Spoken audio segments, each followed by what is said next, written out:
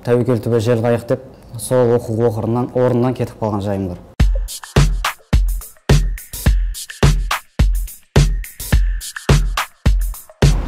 Қайырлы күн достар, жетістік жобасына қатысуға ниет білдірген 7 азаматтың бірі Нияз мырза. Нияз бар болғаны 18 жасында өзінің кәсібін дөңгелетіп үлгерген. Осы жасқа дейін қаншама тәжірибе жинап қиындықтарды басынан өткерген жайы бар.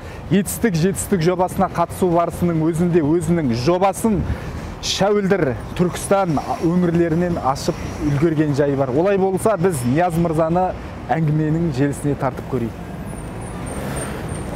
Қайырлы күн, Нияз бауырым. Жалпы өзіңмен көптен бері сұхбат алуды жоспарлап жүргенбіз. Біздің жетістік жобасына қатысып жатқаныңа алғысымызды және білдіреміз және қуаныштымыз. Өйткені өзім сияқты 18 жастағы кәсіпкердің осындай қазақтың арасынан шығып үлкен жетістіктерге жетіп жатқаны бізді ғана емес көптеген ағаларды қуантып жатқан жайы бар.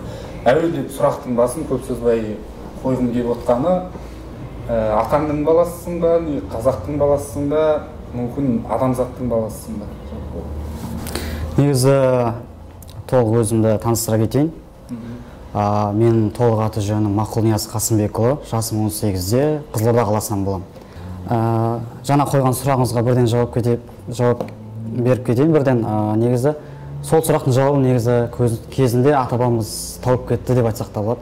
Атамның баласы бол ма, адамның баласы бол деп сол секілді мен үлкен ата-бабаларымыздың ізгі жолын әрі қарай жолдаймын деген, әрі қарай жалғастырамын деген ниетпен адамзаттың баласы боламын деген ұстанымдамын. Сонда тікелей кәсіпкерлікке келмей тұрған кезде сенің сондай ұстанымың болды? Иә, ондай ұстаным болды. Жарайсың, үлкен көптеген кәсіпкерлер әлемді өзгертемін, мен адамзаттың тұлғасымын деген үлкен амбициясы болады. Сондай адамдар жетістікке жетіп жатыр, өзің жақсы білесің, иә? Жақсы, енді жалпы өзіңнің қазіргі айналысып жатқан кәсібің қашан басталды? Қазір жасың 18-де, мүмкін ол кәсіпті қай жаста бастадың? 17, 16? Негізі мектеп уақытында 11-ші сынып кезінде менде дропшоппингпен айналысу сатысы жүрген, ол Алиэкспресс, көбісі білет сол уақыттағы жастардың. Сол ұбт уақытысымен қатар параллельно сол кәсіпті қарап жүрдік. Бірақ ең бастысы, ең өкініштісі, ол жерде бізде глобальный ешқандай масштабты түрде мышление болған жоқ бізде, ойлау. Сол себептен де болады, бізде үлкен қомақты бюджет болған жоқ. Сондықтан да азын-аулақ ақшамен сөйтіп бастаған жайымыз бар ол кезде. Содан кейін кәсіпкерлікті былай, енді қазір медиа дамыған YouTube каналдарынан көре келе, көп кәсіпкерлердің ойлау қабілеті басқаша екенін түсіндік. Содан кейін біз жаңа сатыға көшу мақсатында, мысалға веб-студио және де жаңағыдай фотомозаикамен және именной сағаттармен айналысқан кездерім болды. Бірақ ол уақытысында студент кезімде ол айналысқан кездерім. Студент уақытымда менде ешқандай ақша жағынан бірақ қиыншылықтар болған жоқ, бірақ не себептен мен айналысқанымды білмедім. Қазір уақытта қарасам, ол бизнес мен үшін бір даму жолында үлкен бір саты ретінде қаралады екен, саморазвитие түрінде. Өз-өзімді дамытудың өте бір ерекше түрі. Керемет. Жалпы кәсіпке келуіңе не себепкер болды нақты? Кәсіпке келуіме негізі, енді болашақта көбісі жаңағы үлкен үйде деген сияқты үлкен мақсаттар қояды.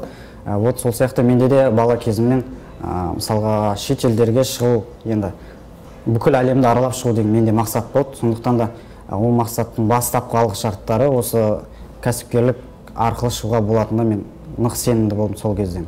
Сосын ол кезде ата-анамның тәрбиесіне де рахмет айтамын. Кішкентай жасымнан мені ешқандай жаңағыдай ограничение, ешқандай үйде ұстап, ондай болмағанда. Сол уақыттан да болар, сол тәрбиенің әсерінен де болар. Менде ақ-қараны ажырату бойынша үлкен өмірге араласу жағынан ешқандай қиындықтар туа қойған жоқ. 18 жас сен үшін кәсіп бастауда қиыншылық қаншалықты туындатты жасың, немесе бұл 18 жаста сен кәсіпке араласуың кәсібің тезірек жүріп кетуіне мүмкін әсерін тигізген шығар, әлде керісінше ме? 18 жас енді айтып отқандай, сыртқы бейнемде өзі ондай қатты үлкен адам ұқсамаймын.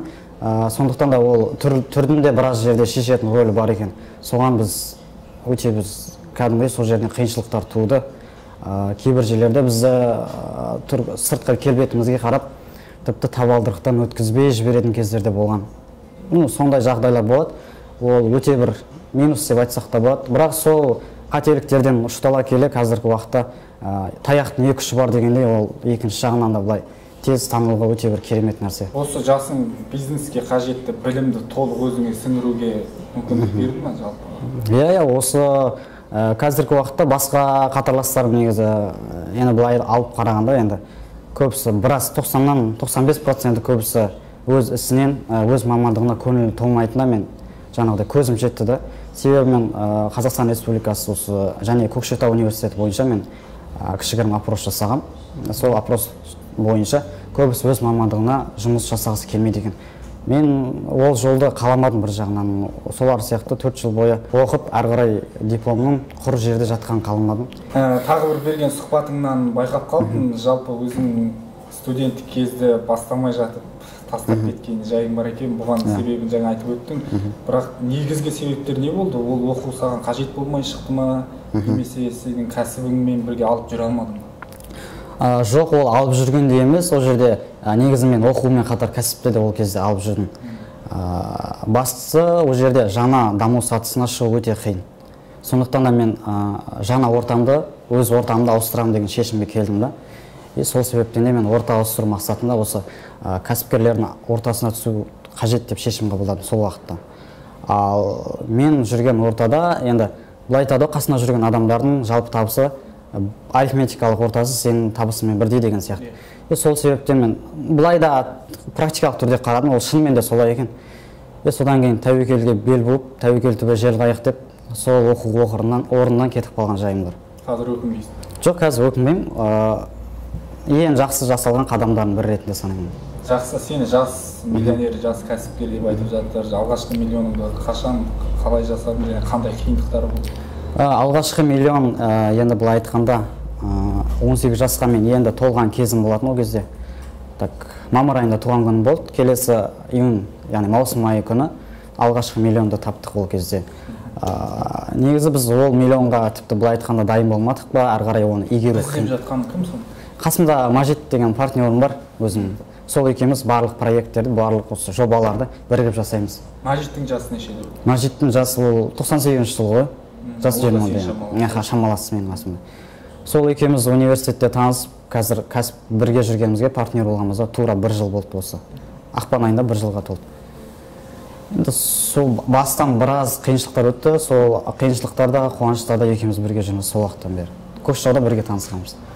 Сол миллион теңге сендерге көп қиындықтармен келді ма, немесе бір тосын жағдаймен келді? Кәсіпте айтып жатыр ғой, алғашқы миллион кейде тосын жағдайда келеді, немесе тіпті мұрныңнан қан ағып, маңдайыңнан тер сорғалап жүріп келеді дейді. Сендерде қандай жағдайда екен? Сол игере алмағанымыздың басты фактор сол болып тұр ғой, тосын жағдай аралас болып тұр да, ол жерде тосын жағдай сәл көбірек болып тұр.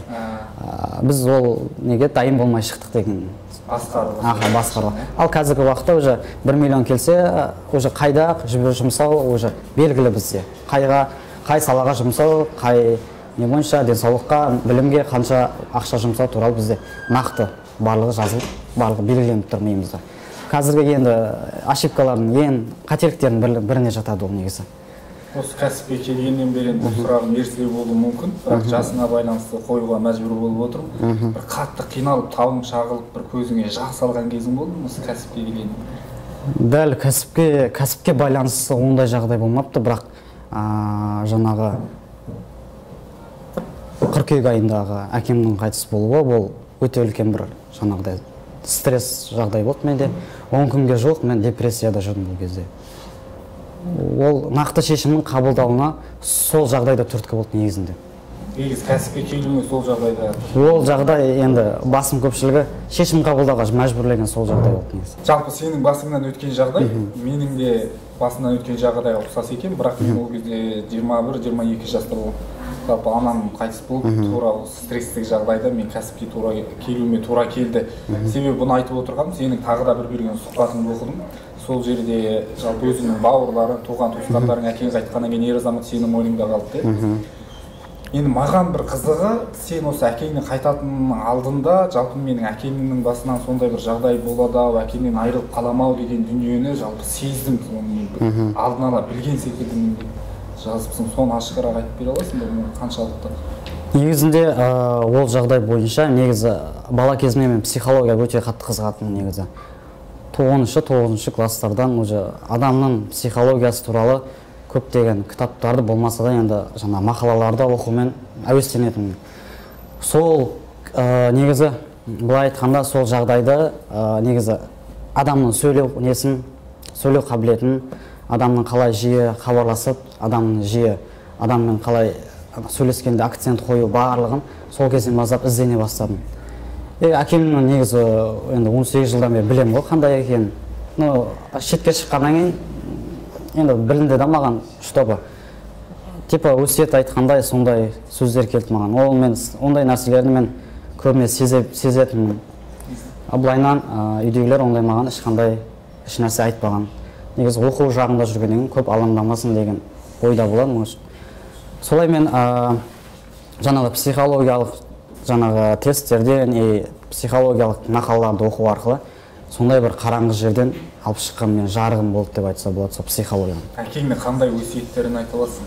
Жасырын болмаса қандай өсиет қалдырса? Жасырын болғанда ешқандай жасыратыны жоқ. Қазіргі уақытта мен ораторлық өнерімді ары қарай ұштасам деген ниетім бар. Сол басты айтқан өсиеті деп айтсам болады. Үлкен оратор бол дегендей нәрсе айтты маған. Қазіргі уақытта мен сол сөйлеу қабілетімді ары қарай дамытып жатырмын. Әкең өзі сол салаға жақын болды ғой соған қарағанда? Сөйлеу жағынан жақын болды ғой. Ол кісі сондықтан да сөз шеберлігі бізде ұрпақтан ұрпаққа жақсы таралған. Жақсы. Нияз, жалпы қазіргі кәсіпкерлерде жаңағы әлемді өзгертетін немесе Қазақстанды немесе ауылын өзгертетін үлкен амбиция болу керек қой. Қазіргі бизнестің өзі формасы сондай да. Жалпы енді сен өзің осы тұрғыда қайырымдылыққа қалай қарайсың? Қайырымдылыққа әрқашанда мен қолдаймын ол саланы, ол жағынан. Өйткені қазіргі уақытта үлкен кәсіпкерлер барлығы осы қайырымдылық арқылы осы аштықта қалған немесе көптеген жағдай төмен отбасыларға көмектесу мақсатында жасалып жатыр негізі. Мені де басты мақсатым сол қайырымдылық жасау болып тұр. Бәрекелді, енді тағы да бір сұрақты қойғым келіп отыр. Кәсіп саласына келген кезде көп адамдар өзіне бір ұстаз деп жатамыз, қазақша айтқанда. Енді кәсіптің тілінде ментор деп жатады. Өзіңнің қанша менторың бар? Қазіргі уақытта мен Қуаныш Шонбай ағамызды және менің шешім қабылдауға тағы да бір әсер еткен кісі бар, ол ақтөбелік Марат Абиев деген жігітті айтамын. Сол кісінің басынан өткен жағдайлар мен ары қарай қанат беріп, ары қарай мотивация берген болады. Жалпы ол кісілер енді тікелей сенің менторың, саған кез келген уақытта ол кісілер ақыл кеңес беріп сөйтіп отырады ғой? Қазіргі уақытта ондай жағдайда емес, бірақ болашақта бірігіп тіпті болмаса сол кісілер ментор болса деген ниетім бар сондай. Иә, осы видеоны көріп отырса жазады деп ойлаймын енді маған. Жалпы сол кісілерді ментор деп қарап отырмын енді. Болашақта да сол кісілердің қасында жұмыс жасасам деп. Одан кейін тағы да бір сұхбатыңда бір қызықты дүниеге тап болдым. Жалпы сен неге давай мақұл деп қоштасқанды? Жоқ, мақұл деген мен сөйтіп айтыпсың, маған қызық болды. Не үшін давай деген сөз ол негізі орыс тілінен, маған ол өте ерсі естілетін сөздер. Сосын мақұл деген менің фамилиям да, былайынан келгенде, тегім да. Олайынан айтып мен қоштасқанды жек бір сөзбен айтқан кезде. Жақсы деп қоштасу ең жақсы түрі деп осыны айта аламын. Жақсы или жарайды. Жалпы енді болашақта 10 жылдан кейін көбінесе айтып жатады кәсіпкерлер, мен 10 жылдан кейін өзімді осындай тұлға ретінде көремін деп. Өзіңді 10 жылдан кейін кім ретінде көресің? 10 жылдан кейін Құдай қаласа әлемдегі ең үлкен жаңа психологиялық ораторлардың қатарына кірем деген ниетім бар. Және де үлкен ареналарда, оның ішінде американдық ареналарда ағылшын тілінде психологиялық коуч ұйымдастырсам деген ниетім бар. Ол жерде шамамен 10 мыңдай адам болады, мен ойлауым бойынша. Өйткені мен визуализацияға шынымен сенемін. Екеуміз ұқсайды екен. Визуализация деген өте қайта маған соны қолданғалы кәдімгідей өмірімде кейбір сәттер кәдімгі кинодағыдай кадр сияқты болды да. Содан кейін мен ол жазылған нәрсемен ойланған нәрсеге жетуге болатынына толықтай сенімдімін. Тағы бір әңгімеңде байқап қалдым, осы біздің жетістік жобасының өзіне бір сен бір тосын жағдайда келген сияқтысың. Иә, жетістік жобасына келу негізі менде өте тосын жағдай деп айтсам болады, себебі негізі 1,5-2 апта бұрын көргем негізі Шымкент қаласына келеді деген. Аса мән бермегем ол уақытта. Сөйтіп жарты сағат қалған кезде Мерсайын деген менің досым бар осы жақта, жаңа университетте оқиды. Сол бала айтты, Қайрат Құдайберген мырза келейін деп жатыр осы Шымкент қаласына деп, Сәукеле жаққа. Сөйтіп жарты сағат қалған кезде маған айтты, менің қолымда ешқандай телефон, зарядчик, тіпті төлқұжаттарым бәрі үйде қалып кеткен. Сөйтіп оған үйге баруға қол тимей, осы жақтан жұмыс уақытында, ана соляная пещерада мына жақта жұмыс жасап жүрдім ол кезде. Кәдімгі жұмыс уақытында тұз болып кетіп қалған жайымыз бар, сол жаққа жүгіріп. Сөйтіп кіріп, негізі мен нетворкинг мақсатына барғам ол жерде. Сосын Қайрат ағамызбен жақынырақ таныссам деген. Осы екі мақсатта бар. Аяқ астынан осы жетістік жобасын 200-ден аса ма, 300-ден аса адам ішінен осы сертификатты жеңіп алдым. Сол аяқ астынан барлығы болды. Бұл да жаңағы сенің визуализация деп отырсың ғой, соның бір әсері ма деп қойып жатқан жайым сұраға. Тағы да бір сұрақ, ендігі қазіргі кәсібіңе тікелей оралсақ, дәл қазіргі жасап жатқан кәсібің туралы қысқаша айтып кетсең, және де осы кәсібіңде қандай жоспарлар құрып отырсың, командаң қаншалықты үлкен, қандай адамдар жұмыс жасап отыр? Қазіргі уақытта соляная пещера, тұз үңгір деген Ресейде өте популярный дейді ғой, беделді түрдегі бизнес түріне жатады. Ол жақта қазіргі уақытта каждый мысалға әр балабақшаларда мектептерге дейін салынғанда оның пайдалылығы ғылыми түрде дәлелденген. Сондықтан да біз Қазақстан осы өзіміздің елімізге енді денсаулыққа өзіміздің үлесімізді қоссақ деген ниетіміз бар. Негізінде соляная пещера тұзды үңгір Максисоль деп ашқанбыз. Адамдағы тыныс алу жолдарындағы аурулардың алдын алуына өте бір өзіндік септігін тигізеді. Және аллергиялық аурулардың көбінесе алдын алады. Негізі былай айтқанда бір сеанс қабылдау осы тұзды үңгірлерде 3 күн бойы теңіз жағасында демалғандай өзінің әсерін береді. Сондықтан да келіп, осында бізге келіп, денсаулықтарын, иммунитеттерін және ұйқыларын барлығын дұрыстап алса болады. Кез келген бір жастан бастап, осы еліміздің кез келген тұрғынына есігіміз ашық. Қазір қай өңірлерде жұмыс жасап? Қазіргі уақытта біз ашылғанымызға көп уақыт бола қойған жоқ. 1,5-2 айдың ғана көлемі болды. Бізде 2 филиал бар қазіргі уақытта. Осы Шымкент қаласында Жангелдина Бесада осы жердегі филиал, жаңа Отырар ауданында Шәуілдір деген жерде бар. Сол жерде екінші филиалдың бір апталық тұсауы кесілді.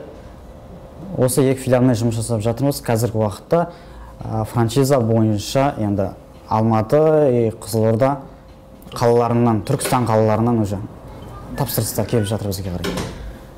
Жақсы. Дәл қазіргі табыстарың қандай, егер жасырын болмаса, болашақта 1 жылдың көлемінде немесе бір қойған өздеріңнің нелерің бар ма? Қазіргі уақытта финансовый жағынан бұл коммерциялық секрет деп айтсам болады. Өйткені қазіргі уақытта бізде финансовый толық отчет. Қанағаттандырады ғой өзін түсіп жатқан табысың, не? Табыс қанағаттырады. Себебі кез келген бизнесте басында қаржы әкелмеуі мүмкін. Тіпті 6 ай бойы, тіпті 1 жыл бойы минусқа жасауы мүмкін. Құдайға шүкір, қазір біз плюс жағдайдамыз. Плюске бірінші айдан шықтық. Сондықтан да мен қазіргі уақытта осы бизнес түріне қанағаттанамын, бір сөзбен айтқанда. Болашақта осы жылдың соңына дейін жоспарлап отырғанымыз бір 50 филиалға дейін ашсақ деген ойымыз бар. Қазақстан Республикасы бойынша. Жақсы, үлкен ұсыныстарға қалай қарайсың? Ертең бір үлкен бір компанияның басшысы, немесе бір үлкен бір компанияның серіктесі болуға, немесе бір болашақта ел басқару ісіне келетін Нияз, осылай елді басқар, немесе Шымкент қаласының белді бір қызметін саған ұсынса қаншалықты дайынсың? Елімізге пайдасы тиетін ұсыныс болса, одан ешқашан қарсы емеспін. Ары қарай алып кетуге, ары қарай елдің көркейтуге толықтай жаңағыдай қатынасамын деп айтуға болады. Оған ешқандай қарсылығым жоқ. Соңғы сұрақтардың бірін қойайын. Жалпы бизнес жасауға характер, мінез керек деп жатады. Жалпы осы тұрғысынан қалайсың? Кәсіп саласында үлкен қиындықтар шығып жатады. Бір жаңағы оңды, солды, жалпы әрекеттер деген болады, білесің. Жалпы өзіңнің характер жағынан қалай? Бір ұстазымның айтқаны бар еді. Егер сен өзіңнің салаңда сыншы болғың келсе дейді маған. Төбелесе аласың ба деп сұрақ қойды да. Мен ойланып қалдым. Төбелесе аласың ба деп. Осы сұрақты саған қойғым келіп отыр. Жалпы бизнеске келген кезде де осы сұрақ қойылу керек деп ойлаймын. Бизнес саласында төбелесе аласыз ба деген сұрақ қой бұл, түсінігім бойынша. Енді бизнес болғандықтан кез келген жерде бәсекелестік болады ғой. Бәсекелестікке толықтай дайын болу керек деп ойлаймын, өз басым. Бәсекелестіктің бар болғанын мен қолдаймын. Жақсы. Олай болса, енді нақты өзіңнің болашақта атқаратын істеріңменен таныстырғаныңа көп-көп рахмет. Жалпы енді біздің осы жетістік жобасы арқылы қандай өзіңе жоспар қойып отырсың? Сол жетістік жобасы арқылы мен осы айдың соңына дейін немесе өзімнің табысты бірнеше есе арттыру және филиалдар санын көбейту бойынша барлық осы акцентті сол салаларға салып отырмын осы уақытта. Және міндетті түрде бизнесті автоматизация жағы қазіргі уақытта ең актуальды нәрсе. Егер өзің сияқты жастардан үлкендерден келіп саған кеңес сұрап, ментор болсаң, немесе ақыл кеңес берсең деп келіп жатқан азаматтарға жақсы қарайсыз? Әрине, кез келген уақытта. Қазіргі уақытта да уже бірнеше кісі ментор болыңыз деген ұсыныстар қабылдап жіберді. Оларға мен ешқашан қарсы болмаймын. Кез келген уақытта үйретуге дайынмын. Жақсы, Нияз, рахмет әңгімеңе. Ары қарай тағы бір кездесуімізде жалғастырамыз. Жақсы.